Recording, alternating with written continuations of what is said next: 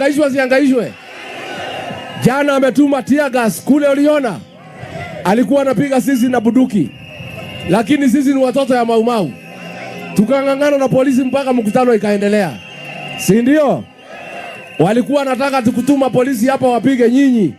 Tukaambia nyinyi mjaribu, mtajua Masai hamwajui. Si ndio? Si ndio? Si ndio? Tumekubaliana watu wetu. Mimi nataka niseme nikimalizia. Wewe Bwana Kasongo, wacha fujo. Wacha fujo. Wacha kutuma polisi. Wacha kutumia tear gas. Kuja ukutane na Rigiji kwa debe next year. Sisi tunataka tupambane kwa debe, si ndio? Na ukiona serikali imeanza kutumia fujo, ujue siku ya hiyo serikali imefika mwisho.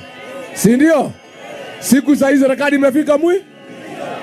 Basi mimi wacha nipatie nafasi na mumkaribishe na shangwe na vivijo Dr. Fred Okengo Matiang'i.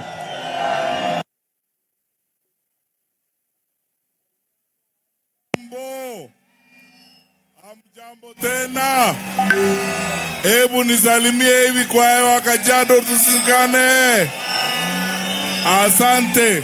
Tumefika hapa leo. Tafadhali yule wa pikipiki tafadhali. Tumefika hapa leo kusalimiana na nyinyi na kujua na kuhakikisha kwamba Kajiado tuko pamoja na Wakenya wengine. Kajiado tuko pamoja. Mnasemaje hapa Kajiado?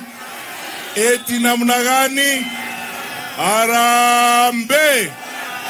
Mambo mawili ndugu zangu na dada. Kajiado hii ndiyo sura kamili ya Kenya.